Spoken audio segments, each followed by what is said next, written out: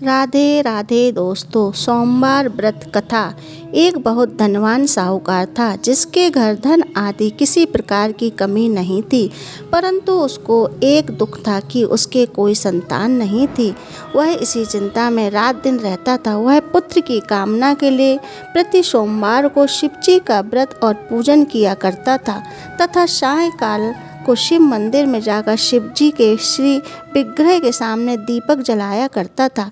उससे इस भक्ति भाव को देखकर एक समय श्री पार्वती जी ने शिव जी महाराज से कहा, हे महाराज, यह साहूकार आपका अनन्य भक्त है और सदैव आपका व्रत और पूजन बड़ी श्रद्धा से करता है। इसकी मनोकामना पूर्ण करनी चाहिए। शिव जी ने कहा, हे पार्वती, यह संसार कर्म क्षेत्र है। जैसे किसान खेत में जैसा बीज बोता है वैसा ही फल काटता है, उसी तरह इस संसार में जैसा कर्म करते हैं वैसा ही फल भोगते हैं। पार्वती जी ने अत्यंत आग्रह से कहा, महाराज, यह आपका अनन्य भक्त है और इसको अगर किसी प्रकार का दुख है तो उसको अवश्य दूर करना चाहिए, क्योंकि आप सदैव अपने भक्तों पर दयालु होते हैं और उनके दुखों को दूर करते हैं। यदि आप ऐसा नहीं करोगे तो मनुष्य आपकी सेवा तथा व्रत क्यों करेंगे। पार्वती जी का ऐसा आग्रह देख शिवजी महाराज कहने लगे, हे पार्वती, इसके कोई पुत्र नहीं है। इसी चिंता में यह अति दुखी रहता है। इसके भाग में पुत्र न होने पर भी मैं इसको पुत्र की प्राप्ति का वर देता हूँ, परंतु यह पुत्र केवल 12 वर्ष तक जीवित रहेगा। इसके पश्चात वह मृत्यु को प्राप्त हो जाएगा। इससे अधिक और मैं कुछ इसके लिए नहीं कर सकता। यह सब बातें साहूकार सुन रहा था। इससे उसको न कुछ प्रशंसा हुई और ना ही कुछ दुख हुआ। वह पहले जैसा ही शिवजी महाराज का व्रत और पूजन करता रहा। कुछ काल व्यतीत हो जाने पर साहूकार की स्त्री गर्भवती हुई और 10वें महीने उसके गर्भ से अति सुंदर पुत्र की प्राप्ति हुई। साहूकार के घर में बहुत खुशी मनाई गई, परंतु साहूकार ने उसकी केवल 12 वर्ष की आयु जान कोई अधिक प्रशंसा प्रकट नहीं की और न ही किसी को भेद ही बताया। जब वह बालक 11 वर्ष का हो गया तो उस बालक की माता ने उसके पिता से उसके विवाह आदि के लिए कहा।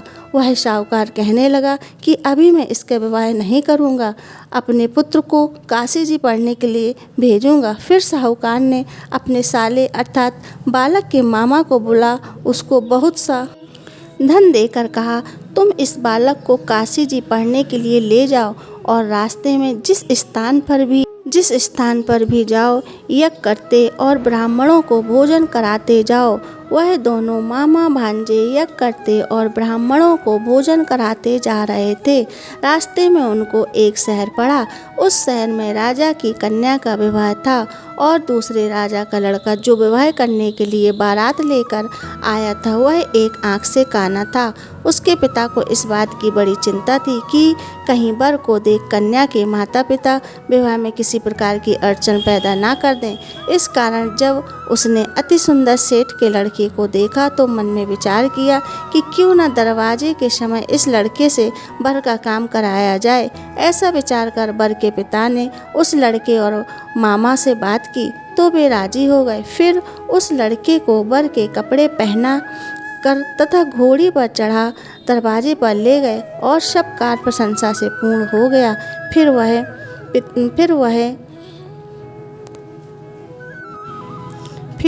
वर के पिता ने सोचा कि यदि विवाह कार्य भी इसी लड़के से करा लिया जाए तो क्या बुराई है। ऐसा विचार कर लड़के और उसके मामा ने कहा, यदि आप फेरों का और कन्यादान के काम को भी करा दें तो आपकी बड़ी कृपा होगी और मैं इसके बदले में आपको बहुत कुछ धन दूंगा। तो उन्होंने स्वीकार कर लिया और विवाह कार्य भी बहुत अच्छी तरह से संपन्न हो गया।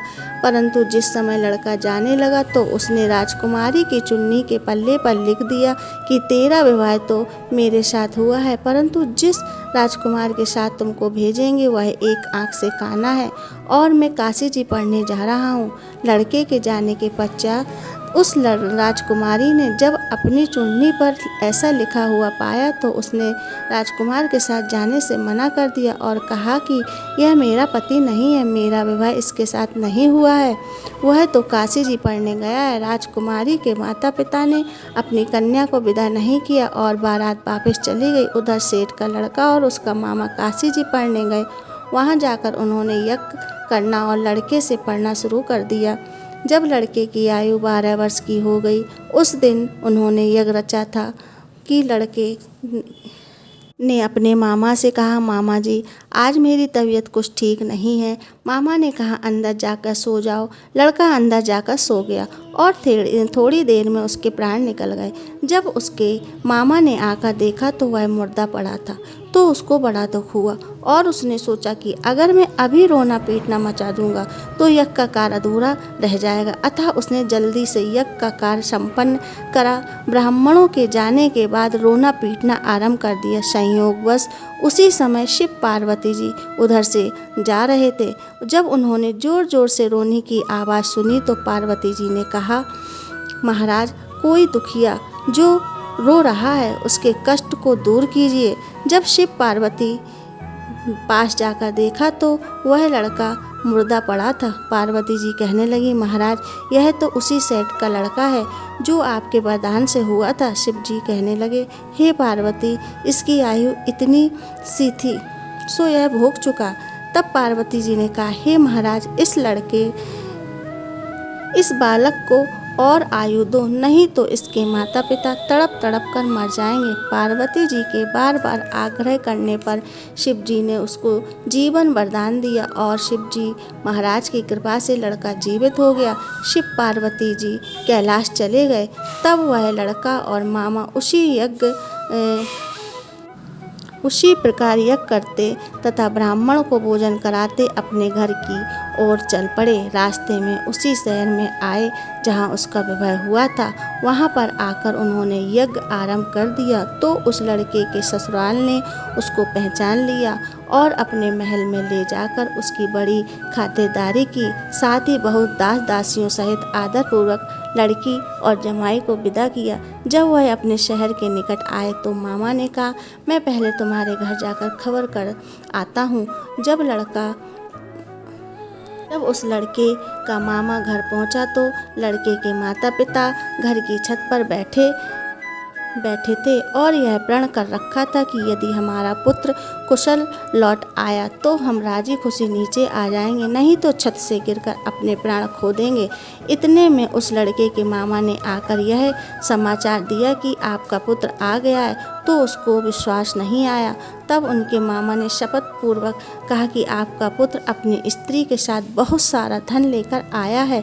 तो सेठ ने आनंद के साथ उसका स्वागत किया और बड़ी प्रशंसा के साथ रहने लगे। इसी प्रकार से जो कोई भी सोमवार के व्रत को धारण करता है अथवा इस कथा को पढ़ता और सुनता है उसकी समस्त मनोकामनाएं पूर्ण होती हैं। धन्यवाद।